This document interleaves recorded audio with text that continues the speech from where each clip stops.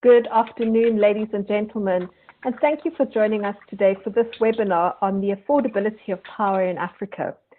Now, before we begin, I'd like to mention that you can pose questions to Chris via the question and answer box on the left-hand side of your screen. Additionally, copies of the audio and presentation will be made available to you tomorrow, and we will send you a link to the on-demand recording. Now, it's estimated that 50% of African utilities are in a position to only cover basic operating costs, making it a challenge to operate efficiently and maintain existing assets, let alone make the investments necessary to expand access. Now, we're honored today to be joined by World Bank Senior Energy Specialist Chris Trimble, who will be unpacking the status of financial viability in sub-Saharan Africa, and present us with some examples from across the continent of how costs can be reduced and smart revenues increased to close the financial gaps we see today. Chris leads the electricity investment projects in West Africa, including the OMVG Regional Interconnection Project and projects with electricity utilities in Senegal, the Gambia, and Guinea-Bissau. He's written extensively on energy pricing and subsidies in sub-Saharan Africa, Eastern Europe, and Central Asia and South Asia. And previous to joining the World Bank, he was a program manager at the World Economic Forum. Chris, it's lovely to have you on the air with us today. It's fantastic to have the opportunity to hear this amazing presentation. I've been lucky enough to hear it before. So thank you so much for joining us. And without further ado, I'm going to hand over to you and ladies and gentlemen, Chris Trimble. Thank you so much, Claire, and glad to be participating in the webinar. So I'm going to spend the next, I'm going to try and spend, I think we have 1 hour, so I'm going to try to spend 30 minutes going through these slides. Feel free, if you have questions as they come through, feel free to post them as we go along. Claire, feel free to interrupt me as I'm going if there are questions you want to address right away. Otherwise, we can open up for discussion at the end. These slides are basically some of the summary of some of the key messages that we have from a study that we launched last year, looking at the financial viability of utilities and affordability of electricity across the region. I will try to speak as slowly as possible. As you may gather, I'm Irish, so my accent is sometimes difficult to understand. So I'm going to try to speak as slowly as possible. But just tell me if you need me to speak more slowly. So, as I said, we'll look at this the 10 key messages from the study, and then we'll open for discussion. I think if you've been working in the power sector in Africa for any time, I think the messages that we have here are not surprising. But the real value out of the study is the scope of the data that we've collected through it. As far as we know, this is the first study that has such a wide scope of data. The previous study that was like this was done some 10 years ago through the Africa Infrastructure Country Diagnostic, the AICD, which covered 25 countries of the 48 in sub-Saharan Africa. This study covers 39, so quite a wide coverage. Through the study program overall, we actually published a lot of background papers, and they're all listed here, so you can access them online. And then the full paper itself, the final paper itself, is also available. And we created through this a lot of databases on basic data, sector technical data like installed capacity, energy mix, T&D losses, sales. We also have another database on tariffs, looking just at the basic tariff structures across all countries, and we have that now in a comparable format. And we also have a database looking at the financial statements of all the utilities that are included in this study. So quite extensive databases, all available in Excel format. So just to kind of set the scene a bit, at least on the World Bank side, when we think of the performance of utilities, we typically think of this in 5 terms. We think of it in terms of energy access, energy mix, quality of service, financial viability, and affordability. We're going to touch on all of these aspects in this webinar, but the main focus is going to be on the financial viability and affordability. That's really the the two parts that we focus most on. So first of all, on financial viability, why is it important? I'm sure many of you already know this, but it's critical for utilities, and especially distribution utilities, to have financial viability. First of all, to maintain existing assets. Secondly, in the context of the target for universal access, very difficult for utilities to actually achieve those if they don't have financial viability. Thirdly, is to attract reasonably priced IPPs. Obviously, credit risk, off-taker risk is a huge component for an IPP, and if there's not the financial viability there, that will be priced into the IPP contracts. And finally, the ability to cross-subsidize across the customer base, and particularly towards low-income customers. That becomes more difficult when you don't have financial viability. So we think this is a big issue at the World Bank. We think it's a big issue, and we think it's not something that gets enough attention. It's really a foundation for a lot of the policy goals that we have, but maybe doesn't get enough attention as it warrants. Just to give you the headlines, in terms of the findings, I'll go through the details, but the headline is that of the study, we only found around half of utilities are able to cover all their OPEX and tax payments, and almost none of the countries, actually only 2, have got full cost recovery as we define it in the study. And yet that's despite the fact that we actually see very high tariffs across the region compared to other regions in the world. So with that context, let me jump into the main findings of the study. So the first finding is that absent system-wide optimization, meaning a least cost power development plan, very few countries actually achieve full cost recovery. So let me just unpack that a little bit. First of all, I want to just say what we mean by financial viability or cost reflective. This is a term that's used a lot, but in fact it's surprising that there's not a lot of consensus on what cost reflective actually means.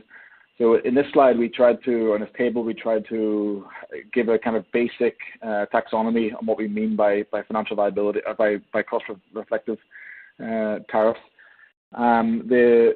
It's a very simplified view on this, and obviously there's a lot more complexity, but hopefully this taxonomy helps to outline some of the basics. So starting at level 1, we have many utilities are at the point where they're not even covering their OPEX, which is a minimum which you hope to get. So when they get to level 2, it's whenever the utilities are covering at least their OPEX. Level 3 is OPEX plus they're covering the concessional cost, the CAPEX using concessional financing. So obviously there are many development institutions that are providing concessional financing, the World Bank being one of them. And so that could be the next level up in terms of achieving financial viability, is covering OPEX plus the concessional cost of CAPEX. Next level up from that would be then the covering OPEX plus the full cost of CAPEX, so not necessarily concessional financing for investments. Beyond that, and that's on existing assets. Next level beyond that would be OPEX plus CAPEX on existing and future assets. And finally, level 6 would be all of the above plus environmental externalities, things like carbon pricing, etc. So in this study, we look at level 2 and level 4 are kind of our 2 benchmarks. So we're looking, first of all, are utilities covering basic OPEX, and then secondly, are they covering OPEX plus non-concessional CAPEX? And by non-concessional, we define that as 10% discount rate on capital investments. This is probably how to cost CAPEX is probably one of the most difficult parts of these types of studies, and we can get into what the appropriate way would be, but we basically followed here what was done through AICD, the study that was 5 or 10 years ago, and we followed the same methodology that was used there. So that sets the scene of what we mean by cost reflective. So this slide gives us a picture of the results. So on the cost side, there's a lot of data here, so let me try to unpack it a little bit. So on the left, you see all the 39 countries that we included in the study. And we break this down then, the cost into essentially OPEX and CAPEX. OPEX in the blue and CAPEX in the green shade. And the first thing you notice is there's a huge range of results. So you have some countries at the lowest end of the spectrum, around 8-9 cents kilowatt hour, Zambia, Lesotho, all the way up to countries like Liberia, Comoros, and Sierra Leone, where you see extremely high costs of service and around 50, 60 cents a kilowatt hour. So here you basically have the entire cost of service. You have OPEX and CAPEX on generation, transmission, distribution, and access. So it's essentially the full cost of service. How we get this data, we have the OPEX data essentially comes from financial statements. So we collected the financial statements from 39 utilities across Africa, which in itself is not an easy task. Less than half of the utilities actually publish their statements online. So we had to do quite a lot of digging just to get those basic financial statements. So here we have all the operating costs that are reported on the income statement from those financial statements, excluding any non-cash items such as depreciation. And then on the CAPEX side, that's broken down there. You see into generation and transmission and distribution. So on the generation, the methodology we used there was to look at the installed capacity across the energy mix, and we use basic benchmark investment number dollars per installed megawatt, and use that to estimate a total investment cost and new replacement value. And that's then amortized over the life of the asset. So we have a typical economic life of a given asset, and then we amortize that at a 10% discount rate. We follow a similar methodology for transmission distribution.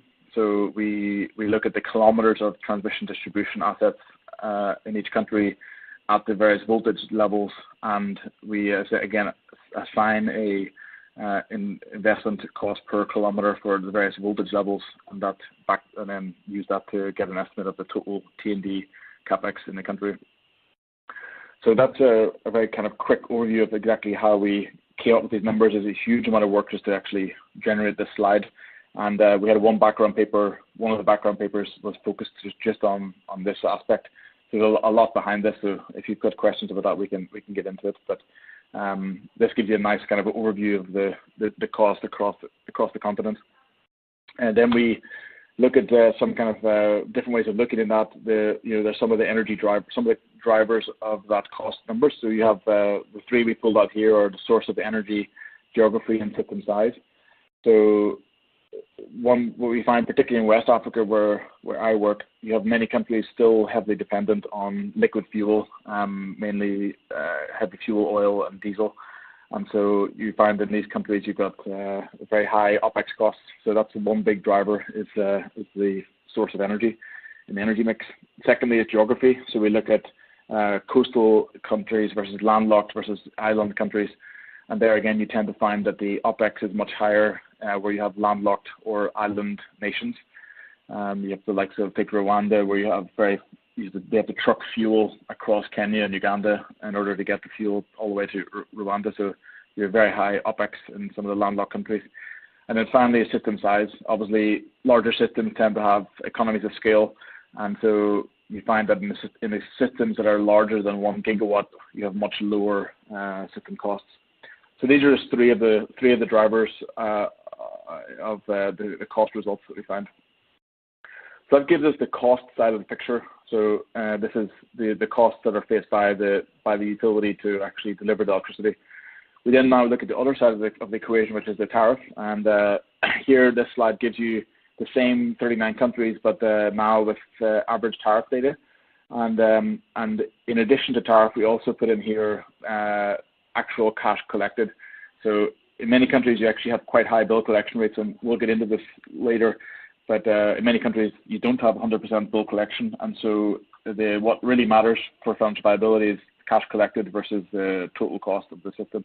So in here, we have cash collected, which is a little orange triangle. And again, you see a huge variation from the likes of Ethiopia and Sudan that are around 4 cents a kilowatt hour up to the likes again of Liberia and Cape Verde, which are 40, 50 cents a kilowatt hour average tariffs. So big spectrum. Now we put those two pictures together. So we have tariffs on one side and we have the cost on the other side. So now this slide brings all that information into one slide. So we have the blue again being OPEX, green being CAPEX, and then the red is the cash collected. So now you start to see a sense of the picture of financial viability across the continent. And and some quite interesting observations here. The first one is that in only 2 of the countries do we see that the red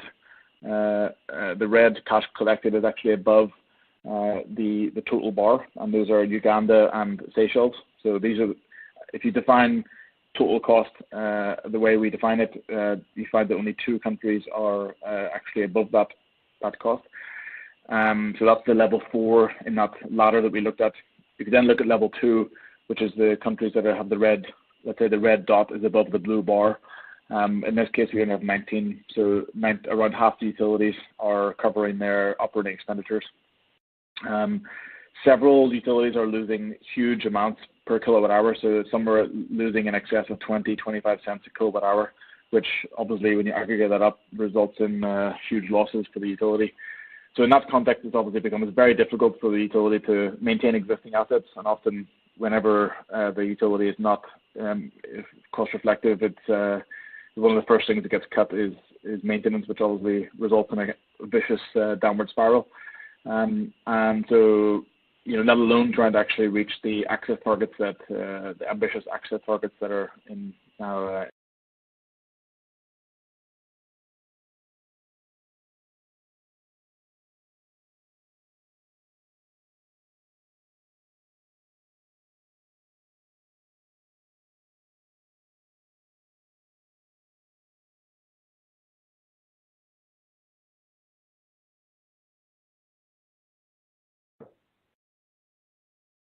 Ladies and gentlemen,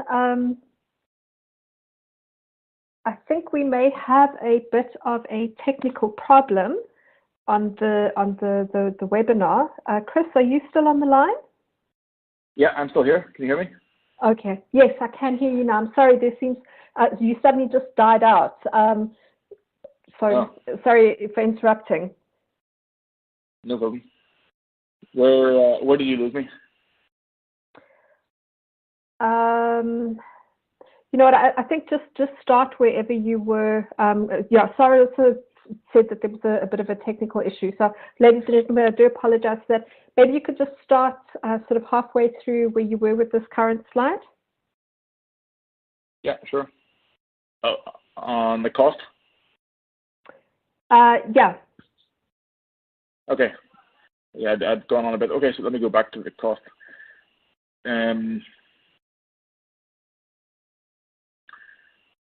Okay, let me just start again now. I'm trying to explain this slide. I'm not sure exactly where I got cut off.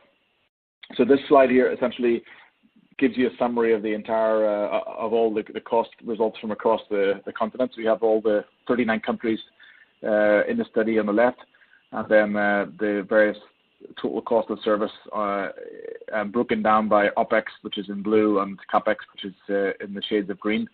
So the first thing here to note is that you see a huge range in the cost per kilowatt hour delivered billed. So you have around 8 or 9 cents kilowatt hour in the low end at Zambia and Lesotho, and then all the way up to 50, 60 cents kilowatt hour in likes of Comoros and Liberia.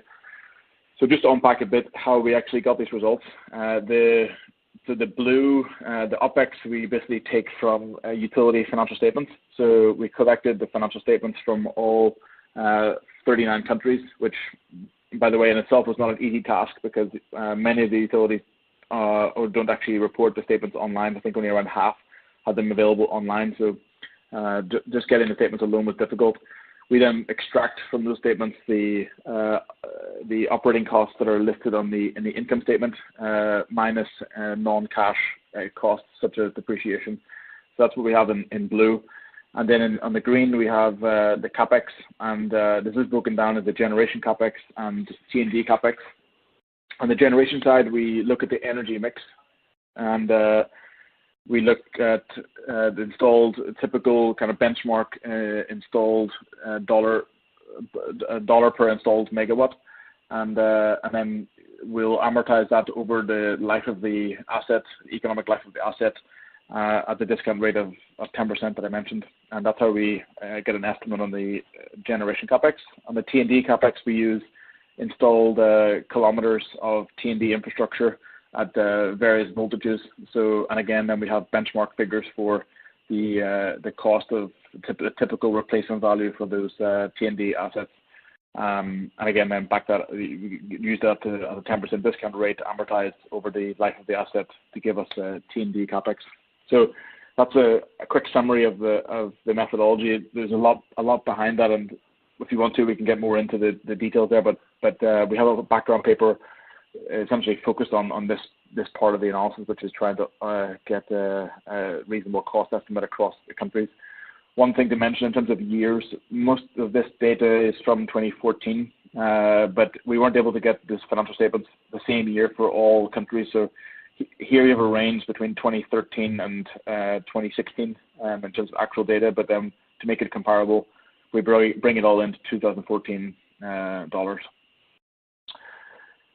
Next, then we have just a snapshot to understand what are some of the drivers of the cost, and there are many, but these are some of the main ones. The first is the source of energy, especially in West Africa, where I'm based, where I work. In you have many countries still very dependent on HFO and diesel, liquid fuels, and that's obviously a huge driver of OPEX. So that's a critical driver of cost. The second is geography, and here we looked at coastal countries versus landlocked countries and island countries, and you find that the island countries and landlocked countries tend to have much higher OPEX. You take, for example, Rwanda, which is inland and has to truck fuel over Kenya and Uganda just to get the fuel to them. So that's a big driver of cost. And then finally is system size.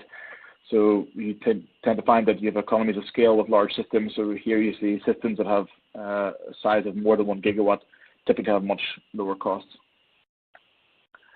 So that's the cost side of the picture. We then look at the other side of the picture, which is revenues. And here this picture shows you both the average tariff for each of the 39 countries plus the average cash collected. So the reason that that's important is that bill collection rate is not 100%, and in many countries it's quite a lot lower than 100%. So the real important figure to look at is not actually average tariff, but average cash collected. So the orange triangle shows you the cash collected, and the red bar shows you the average tariff. So if we put these two slides together, those two pictures together, the cost and the average cash collected, we now start to get a sense of the financial liability that we see across the continent. So here you've got the blue bars now is all the OPEX, and the green bar is the CAPEX, and then the red dot is the cash collected. So a few things here to note. First of all, you only have two countries where the red dot is above the bar. So the Seychelles and Uganda. So if you define cost recovery levels the way we do here, using the level 4 in our financial ladder, only 2 are above that level. If you then look at the next level down, which we use as level 2, so try to see are they covering just OPEX, then you have only 19 are covering that OPEX. So only around half countries are able to cover their operating expenditures. And indeed, several countries lose more than 20-25 cents a kilowatt hour, which is enormous whenever you aggregate that up across total sales. So this is obviously a big issue. It's very difficult for utilities to maintain their existing assets in this context. Never mind try to expand, make the investments needed to expand to reach the universal access targets. And in many cases, one of the very first expenditures to get cut is maintenance whenever the utility is struggling to cover its costs. So this is a big issue. The same data, this slide is just the same data presented in a slightly different way, alphabetically, in case you prefer to find the country that you're more interested in. So that's the first finding was that we have very few countries that are actually at cost recovery levels. Now we look at the next finding, which is what could be achieved if utilities were able to actually reach efficient operations. And this slide now shows us the picture. So here we now have the bars actually showing that gap, the financial gap that we looked at in the last slide. And in blue, we have the current gap. So what are they actually achieving? And then in red, we have what could be achieved if the utility were operating at an efficient level. And by that, we mean 10% transmission distribution losses, 0% bill collection losses, so 100% collection, and the optimal staffing levels. I'm going to unpack each of those in a second later in the presentation. But if we assume that utility could reach that level of performance, in this case, you find around 1/3 would actually be able to close that financial gap, and that's the third at the bottom there. So Seychelles all the way up to Liberia would be able to close that financial gap if they could reach benchmark performance. And then the remainder, you would need to have some type of a price increase in order to either price increase if you want to keep your energy mix the way it is, or some other kind of way to bring down your costs, for example, diversifying your energy mix to lower cost energy. So that's the finding in terms of what can we achieve with operational efficiency. So around 1/3 could close that financial gap. The next finding is then that means that the remaining 2/3 would need to have some type of price increase absent any other changes. So this is a similar type of chart now, just showing that degree of underpricing. So it's kind of flipped around the other way. So now you have Seychelles and Liberia at the top there, and then the other 2/3 are at the bottom.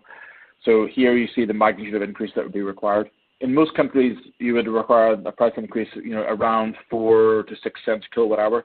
But in some countries like Guinea and Comoros, you would require much larger price increases, so closer to 16 cents a kilowatt hour.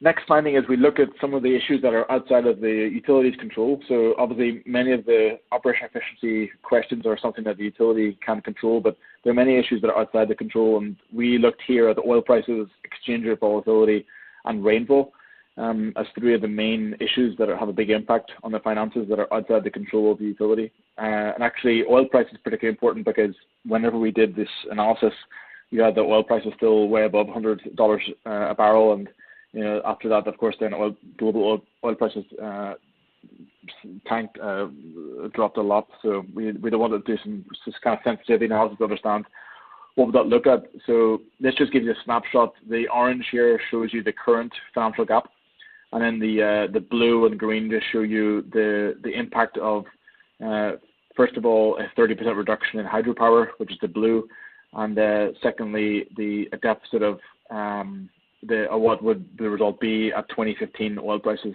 instead of what was used in the reference year. So you see that the countries that actually have a big impact, a big dependence on oil, would have a big reduction in that financial gap. So, for example, if you look at Senegal, you see that the current performance there would be around 2% financial gap, 2% of GDP, where that's reduced to less than 1% once the oil prices reduced substantially.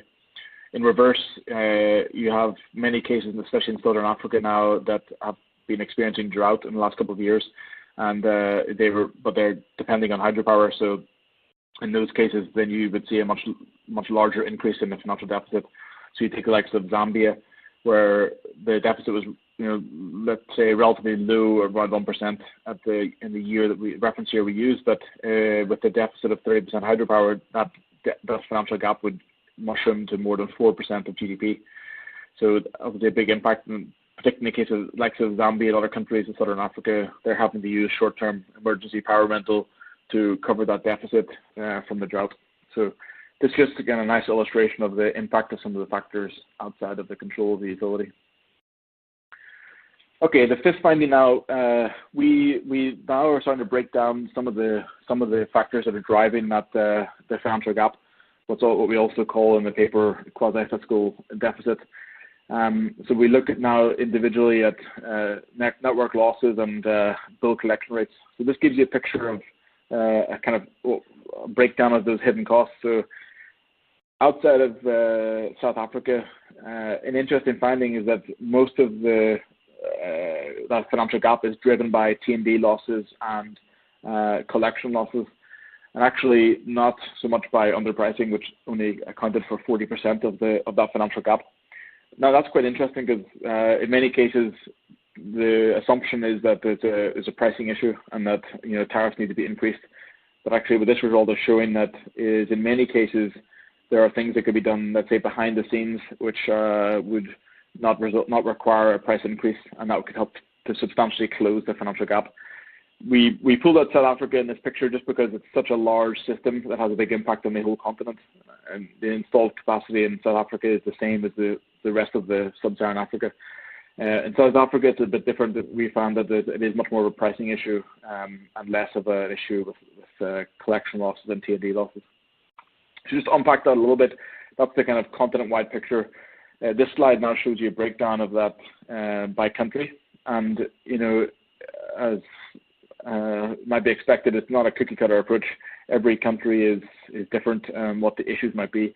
So this slide helps you to see where some of the, let's say, low-hanging fruit might be in each country, and from a policy perspective, where it might be needed to start to focus. So, for example, if you take the Gambia, which is one of the largest financial gaps on the continent, it's kind of an equal measure across all of those different hidden costs.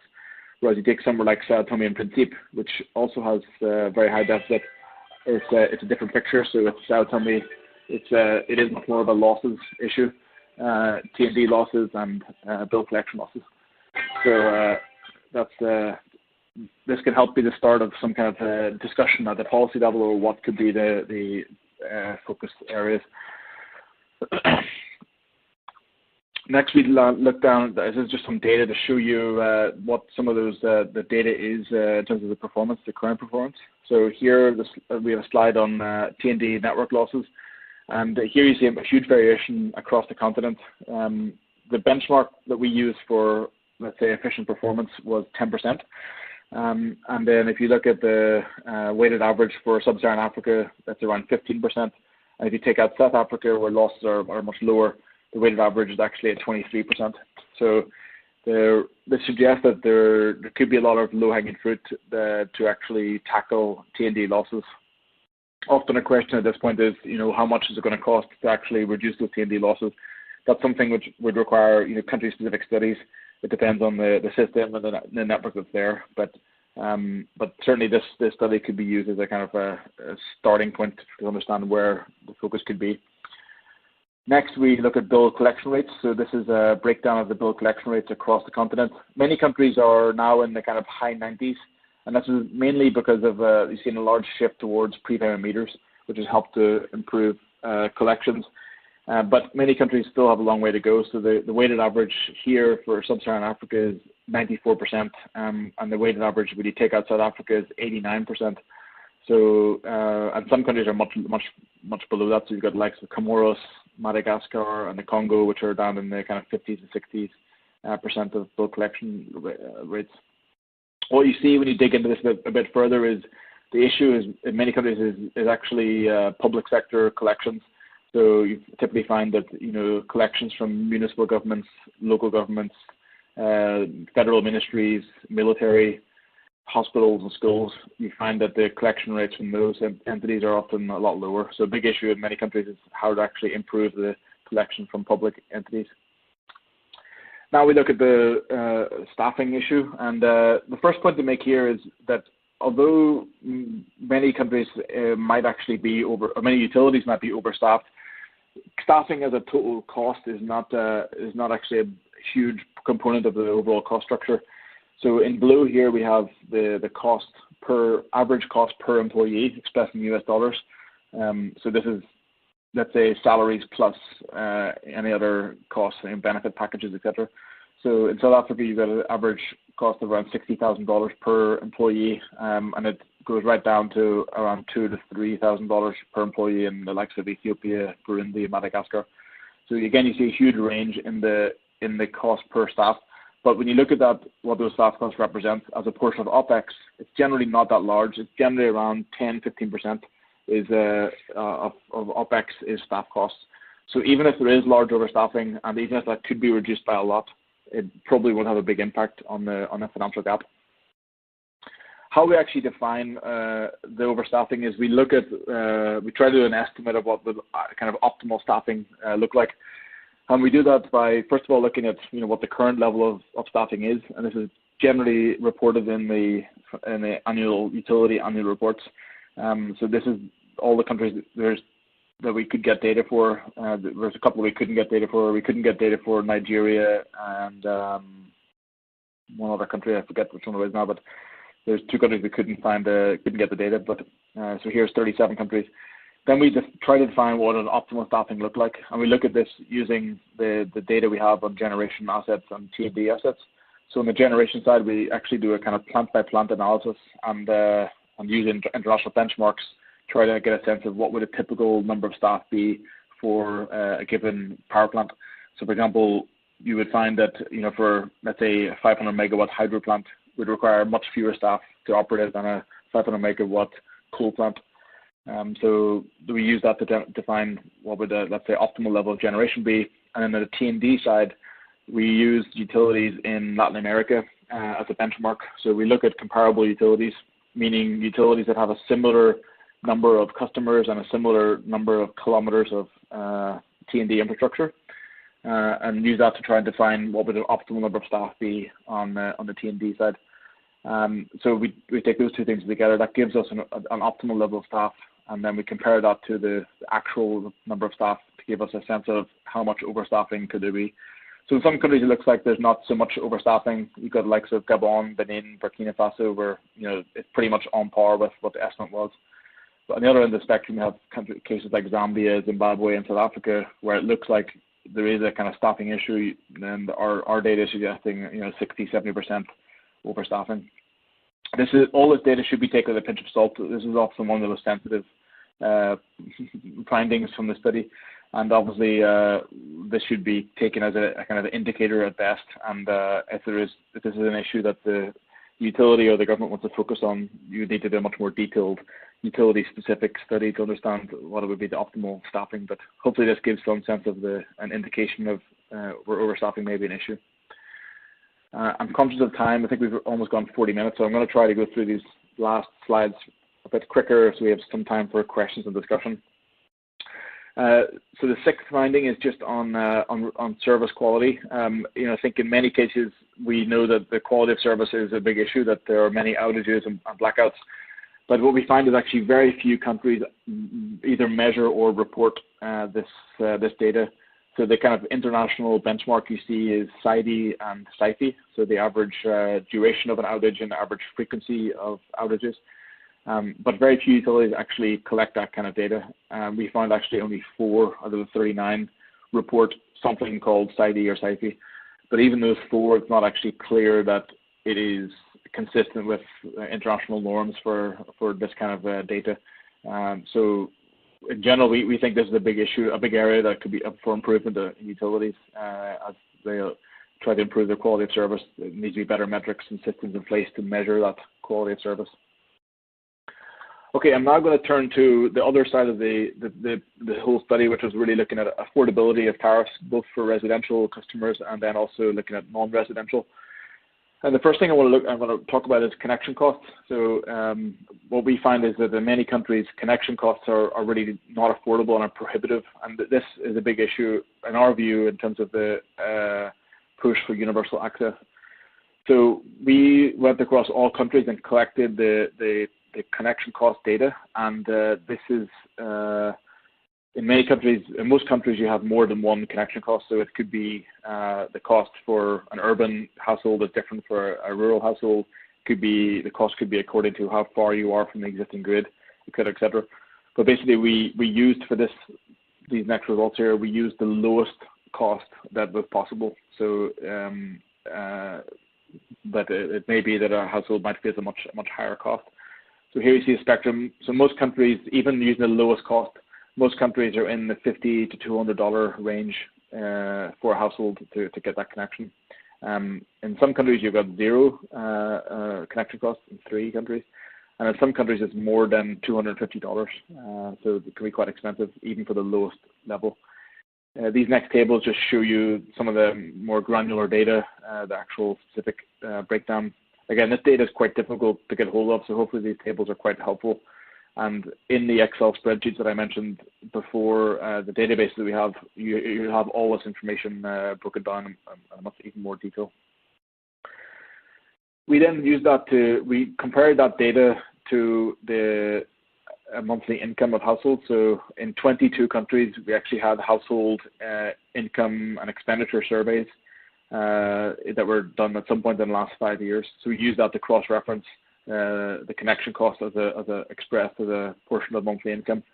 So in most cases, you see that the actual connection cost is more than half, or sometimes even more than 100% of monthly income. So you can imagine that for a household to actually consider that's not connected today, or per household that's not connected today that wants to get connected, this can be a real obstacle to becoming connected. And in our view, this is one of the reasons why you see many cases of multiple household connections because of the high connection cost. What you're seeing in some countries now is financing plans that are coming out. So, for example, in Botswana and Sierra Leone, they have financing plans where the customer can spread the cost of that connection out over, monthly payments over 12 or 24 months. But even in those cases, while we think that's a positive step, even in those cases, they're still quite expensive, the monthly payments. So, for example, in Botswana, those monthly payments would still come to about 28% of monthly cash expenditures, and then Sierra Leone is 19%. That's still a huge portion of the monthly income for the household. So we think there needs to be a bit more thought done over how to actually achieve universal access and how to cover that connection cost. The cost of the last mile is always the most expensive, and from the utility perspective, it's often the lowest source of revenue because they're such low consuming households. So some examples of how to do that is, one is if you're going to continue charging customers, try to tailor the connection cost to their ability to pay. And as I mentioned, you see some financing plans coming out. Potentially moving away from having customer charges and having some kind of overall fund. So you could have either a ring-fenced electrification fund, which you're now seeing in some countries, or you could have also a tariff that's, everyone as part of their bill, there's a small kind of levy that's in there for access so that that connection costs are shared amongst all customers. So these are some of the options that utilities could consider. I'm realizing I'm going a bit quick here, but also conscious of time, so I'll keep on speeding through. The next finding is that we found that multiple household connections is a big issue. Like where we have data on this, it looks like there are many cases of multiple connections. So in those household surveys that I mentioned, 4 of the countries actually, 4 of the questionnaires surveys looked at this, and in 3 out of the 4 countries it was a big issue. So in Cote d'Ivoire, Ethiopia, and Sierra Leone, you have 50 to 60% of customers are reporting either a shared meter or no meter at all. And in some cases, like Ethiopia, we find that actually the number of customers reporting consuming electricity outnumbered the number of customers in the utility by a factor of 2.5 to 1. So this seems to be a big issue in the countries where we have data. And the big part of this could be driven by this issue that I mentioned, we just spoke about, which is the cost of connections. So, the fact that you have such high connection charges could be forcing households to try and share those costs. So this is a big issue because of the fact that in many cases you have lifeline tariffs. And so if you have many customers, many households sharing one connection, obviously then those households are not benefiting from the lifeline tariffs, because the shared consumption of all those households puts them above the lifeline tariff rate. So this, again, is one of the reasons why this is an important factor to look at. The next finding is now looking at the actual affordability of tariffs themselves. So what we just looked at was the affordability of the connection cost, but here is now the affordability of tariffs. Actually here it seems to be much less of an issue than you might think from affordability. So most countries you have, a tariff schedule that looks something like this, where you have, this is an example from the Gambia. So you have various blocks of consumption and then a corresponding tariff for each of those blocks, and often at the increasing block tariff. So if you look at what is the first block, if you look at what it would cost for a household to consume 30 kilowatt hours or 100 kilowatt hours or 250 kilowatt hours per month, this is the spread that you see. So again, quite a large range in tariffs from the likes of Liberia that we mentioned as the highest tariff, had the highest tariffs across the continent, down to the likes of Ethiopia, Zimbabwe, and Angola. So Another view of that picture is here. This shows you the same kind of data, but in tabular format. The size of the first block is critical, and that's what essentially defines the lifeline tariff. So in many cases, you find that the first block is less than, in most cases, the first block is less than 75 kilowatt hours per month. So most countries do have some kind of a lifeline tariff in place, and we then cross-reference that data with the household expenditure survey data that we had to see what is affordable. We looked at what is the cost to consume subsistence consumption, which we define as 30 kilowatt hours per month. That's the definition used by Sustainable Energy for All. And then we used 5% as a benchmark to define affordability.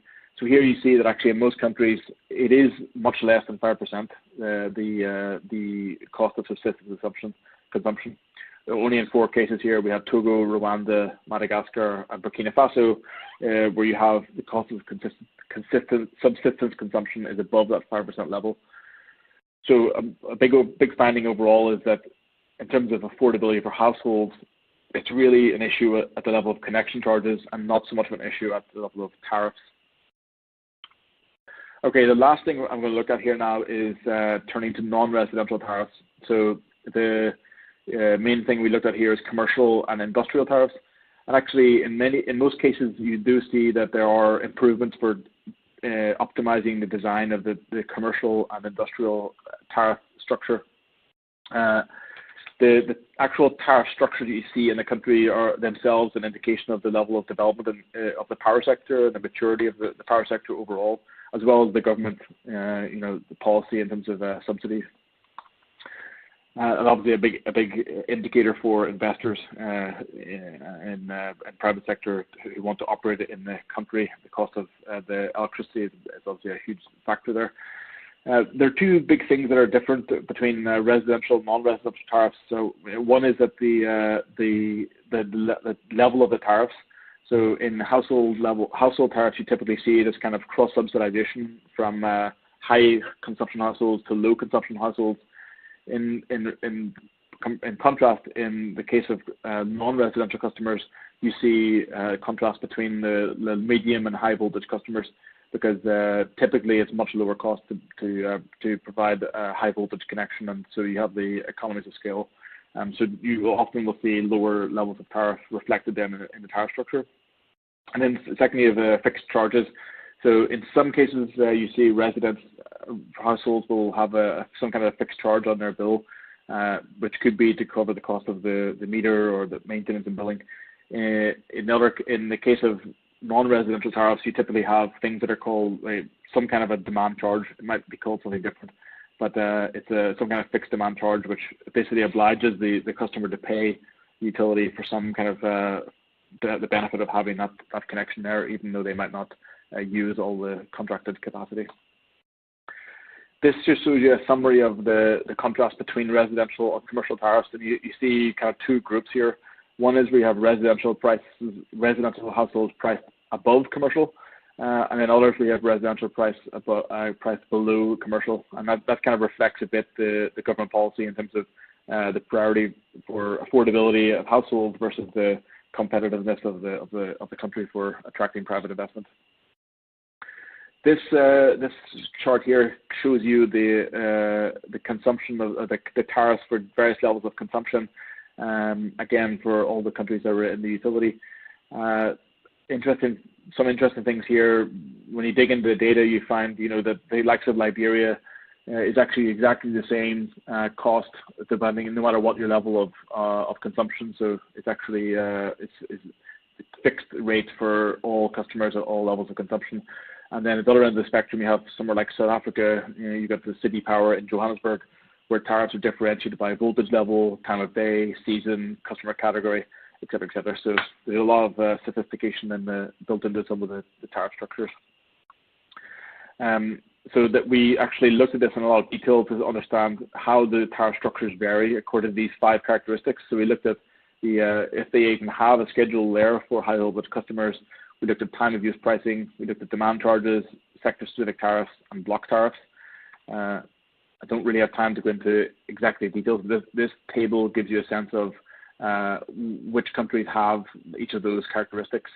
So, if you take the first one here, like Angola, they actually have 5 different schedules for, I think, different customers in different sections of the country. Of those 5, 3 have a demand charge, whereas 0 have a fixed charge, time of use pricing, or multiple blocks. So this just gives you a nice sense. Again, the Excel spreadsheets, the databases have all this data in much more detail.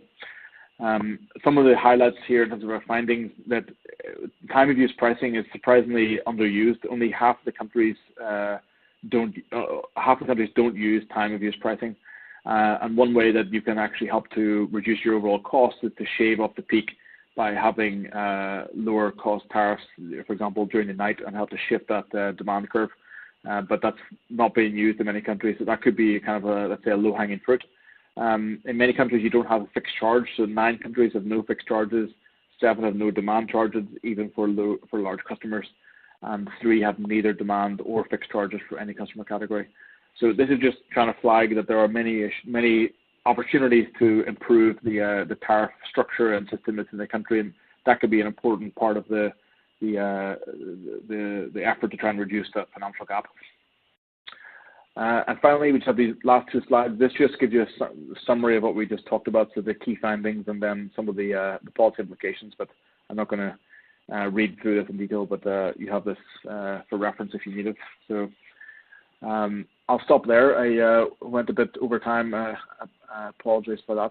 But Claire, maybe we can hand over to you to see if any questions you want to try and discuss. Chris, I think the challenge is going to be more about how do we fit in all the questions that we have in the time that's available. I think I can honestly say on behalf of everybody that's been listening this afternoon that you could probably have continued speaking for at least another hour and nobody would have had any issue with that. Thank you so much. So there are a lot of questions, and I'm going to literally, ladies and gentlemen, just pick them randomly. There's so many, I'm not even able to kind of sort them according to priority, but we will post the questions that haven't been answered on our LinkedIn group, and you are welcome to visit there. We will send you a link and you can get the answers to the questions and hopefully also engage in some conversation around this issue amongst others. So let's have a look. Okay, Robin says, well, do the costs take into account the price of expanding to full energy access in each country, or is this addressed later in the presentation? Yeah, that's a really good question. So we did not look at future. All we look at is historic. So we look at existing assets. So if you remember, we looked through at the very start the table with the ladder of cost recovery. And we basically look at level 4, which is the OPEX and CAPEX on existing assets. So we don't look at the cost of expansion. But the person who asked the question is absolutely correct. That's a huge issue in itself. But we just didn't have the data available for all the countries. And I think for that you need to have some kind of a least cost power plan. This T&D and access master plan to actually forecast out what those costs would be. So that's something that needs to be done really at a country level. But it's definitely a big issue. All right, Robin, I hope that helps a little bit. Joe from South Africa wants to know, is there a correlation between cost drivers and generation capacity? In other words, do those generating have capacity or more capacity, have lower costs? Sorry. Yeah, absolutely. So there's a slide, one of the slides I don't know if I can go back. Am I able to go back to slides here, Claire? I'm sure. Yes, absolutely. Yeah.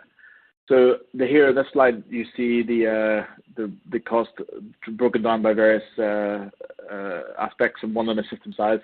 So it's absolutely right. You do find that in the systems that are larger, you typically do see economies of scale.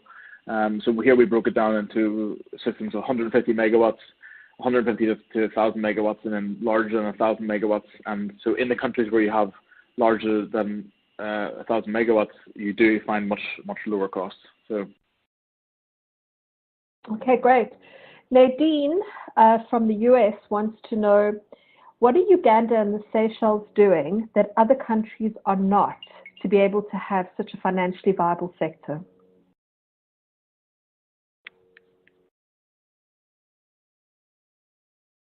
Chris? Ladies and gentlemen, we seem to be having a technical issue here. Chris, are you still on the line? Hello? Okay, yeah, we definitely seem to... Oh yeah, okay. I'm back. Sorry, I dropped there. Okay. No problem at all. So I just wanted to repeat the question. This is from Nadine, and she wants to know, what are Uganda and the Seychelles doing well that other countries are not doing to have a financially viable sector? Yeah, that's a great question, and there's a lot there. But just some highlights. I mean, in the Seychelles, there's clearly a commitment from the government and the regulator to achieve cost-effective tariffs. Actually, the year before, in the financial year before the year that we used, they did not have cost recovery, and then the regulator initiated a large tariff increase. I think it was 30% tariff increase, which is quite substantial, and that helped them to actually achieve financial viability. So there's clearly a kind of a commitment from the top there, and their operating efficiency are already quite good. So it was more of a pricing issue there. In the case of Uganda, many people will know you have the quite interesting kind of development of the last 10, 15 years with UMEME and the distribution concession that was given to UMEME. And a big factor that's behind the results in Uganda is the efficiency that have been achieved through UMEME. So they brought losses down from, I think, around 40% to today, I think they're closer to 17% and still coming down. So that's been a huge driver of them achieving cost recovery. And at the same time, there's also been a commitment to have tariffs at the right level. So in particular, after the commissioning of Bujagali, you saw tariff increases from the government to help actually meet those the costs associated with Bujagali. So yeah, I think it's really, I think the headline is you see a commitment from all the key stakeholders, the government, senior leadership of the government, Ministry of Energy, regulator, and the utility to addressing some of these core issues surrounding cost recovery. Thank you. Richard wants to know, and he's referring specifically to slide 11. How does the sector support such utilities get factored into this assessment? How do what, sir? I didn't quite get it. How does sector support to such utilities get factored into this assessment?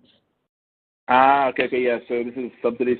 So this is excluding this slide excludes subsidies. So we.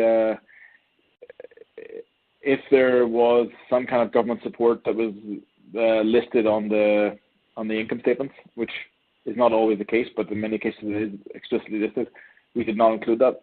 And then secondly, that's on the OPEX side. And on the CAPEX side, of course, one of the main ways that government support is channeled is through financing of the assets. So typically, if the country does let's say finance investments through a concessional loan, with the World Bank or someone, very often you'll find that loan appears on the financial statements of the government, but not on the financial statements of the utility. So that's a big issue. That's one of the reasons why in the methodology we used, we took CAPEX at the 10% discount rate. So it's not, that's basically taking out the support that might be provided from the state for those capital investments.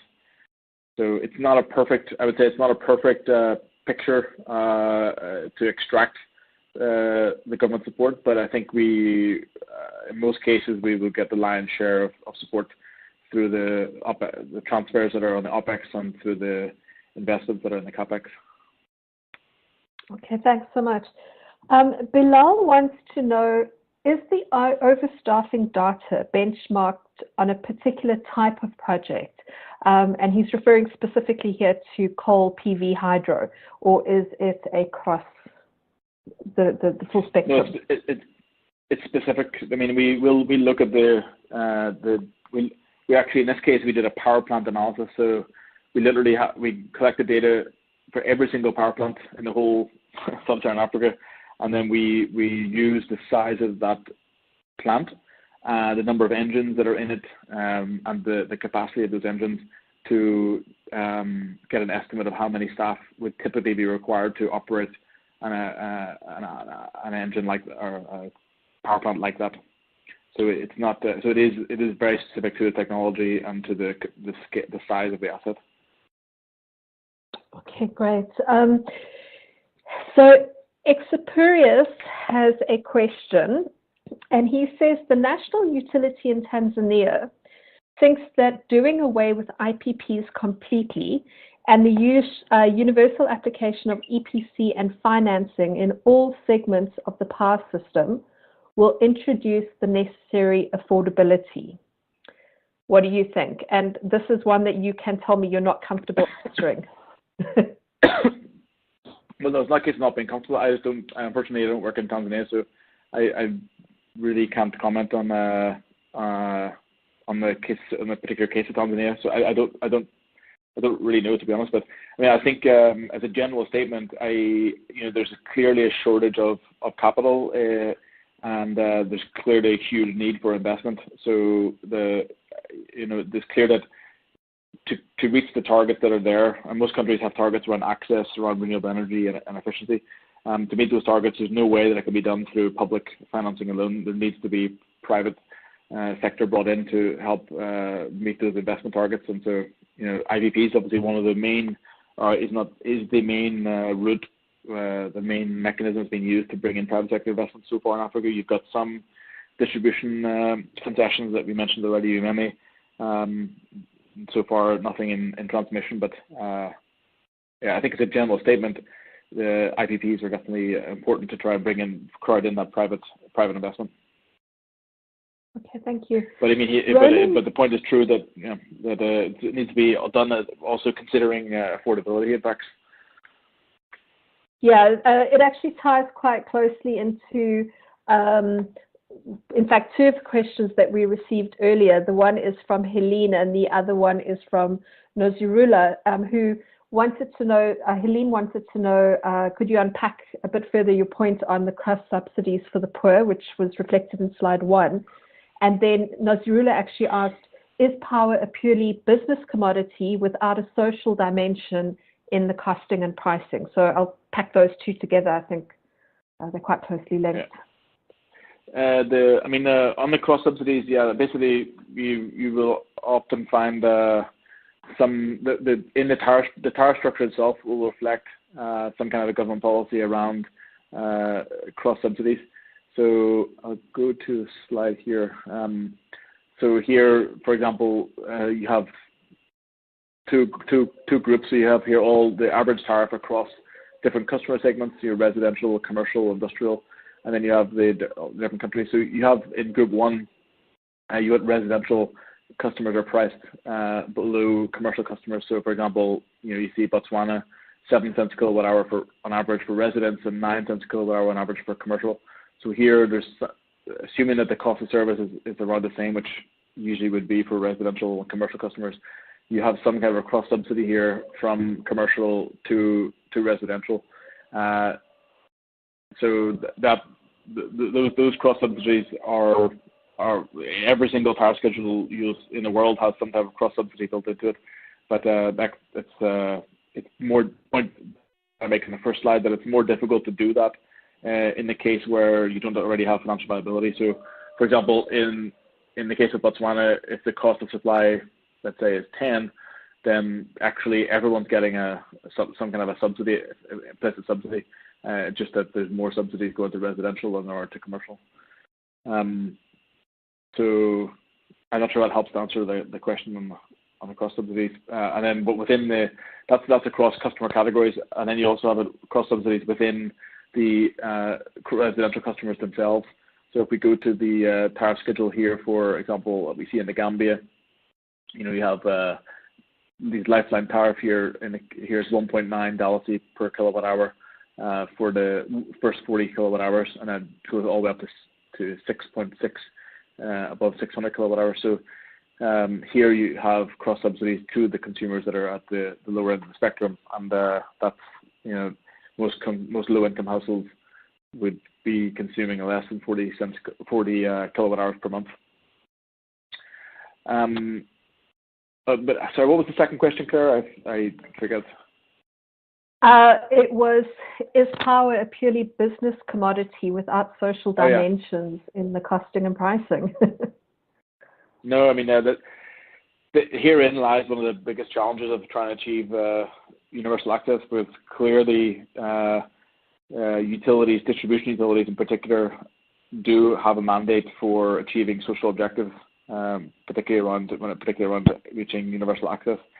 And so there's a tension there between the actual goals that they're mandated to achieve from the government, and those of them remain state-owned, and the goal to try and achieve financial viability, because like we spoke about during the presentation, there's not really an incentive there for utilities to connect and increase access, because it's not going to help their balance sheet. So yeah, there's definitely a tension there, and this is, I think, one of the key questions that's being debated right now, as in many countries, as they try to move towards universal access. I guess it's always a bit of a tension between social needs and the actual cost of delivering on those needs. I am going to take advantage of the fact that I'm running or controlling the car, so to speak, and I'm going to pose 3 more questions to you, Chris, if you don't mind. And the first one is from Roland, who wants to know, do standards have a role to play in reducing costs? Standards? Yeah. Yeah, So I'm not sure exactly what you mean by standards, but well, yeah, I mean, sorry, go on. No, so I was going to say standards as in, the IEC standards in terms of equipment, in terms of how systems are set up, that kind of thing. Yeah, I mean, look, there are some international standards, like I mentioned, things like SIFI and SIDI are kind of typical standards used to measure quality of service, and that's something where you see it's not really, most utilities are not paying any attention to those types of standards. So I think there are some areas that's important, but I don't know. Off the bat, I don't see that as a major issue, one of the key central issues towards achieving financial viability. I may not be understanding the question correctly, but another area where we looked at the standards was just the financial reporting standards. So the typical financial reporting standard is the IFRS, and many utilities are not still following those IFRS standards. So actually, the quality of data, there are a lot of limitations of this overall study, which are we talk about quite clearly in the paper. But one of them is the quality of data coming, and our ability to actually measure financial viability is limited by the fact that most utilities are still not reporting to IFRS standards, and even some of those that are, the auditors will report those with, they'll give the audit with caveats on the quality of the financial statements. So I don't think that's so much an issue of trying to achieve financial viability, but it is an issue in terms of trying to measure financial viability. Roland, I hope that answers your question a little bit. Again, if you do have further questions, please feel free to post them on our LinkedIn group. So Akash has a question, and he says, what is your suggestion on how to implement efficient, cost-effective tariffs while there may not be the political will to do so due to affordability constraints and trying to keep the electorate happy? Yeah, that is a great question, and it's very, very difficult. That's the key constraint. You have a trade-off from a policy perspective. You've got a trade-off on the various options that are there. So, the utility can either increase revenues or reduce costs to close the financial gap. So it can increase revenues by increasing tariffs, which is immediate, or it can help to reduce costs by at the other end of the spectrum by improving its energy mix over time. But that takes a lot less time. But the trade-off, on one hand is the time, but then there's the political economy of that. So there's not really politically sensitive to try and improve your energy mix over time, but it is very politically sensitive to increase tariffs. So yeah, that is in the options that are available to close the financial gap. You have a clear trade-off between time and the political economy. But I would say that if the utility is at the point where it's operating quite efficiently and the energy mix is let's say close to optimal, and tariff increases are the only option necessary, there are still smart ways to do that.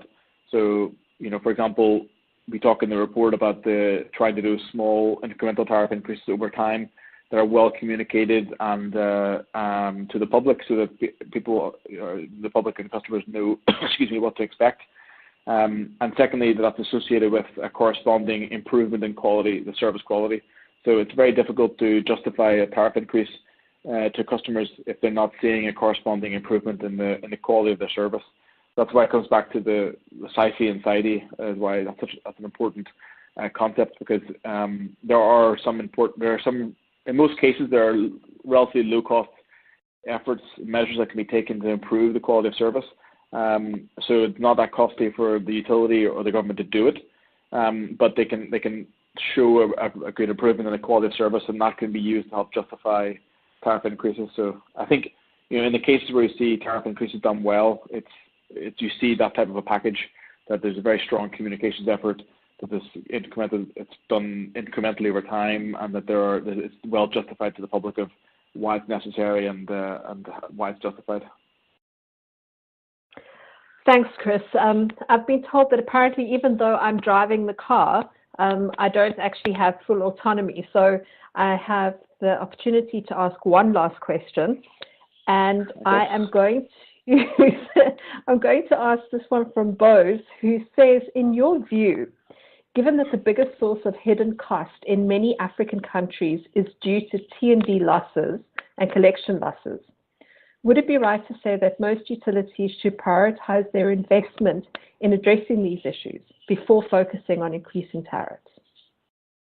Yeah, absolutely. I fully agree with that. It actually relates a lot to the last question. What we're saying is it's not politically. These are, I would call these things kind of behind the scenes efforts, and there are many things the utility can do to close that financial gap that are not politically sensitive.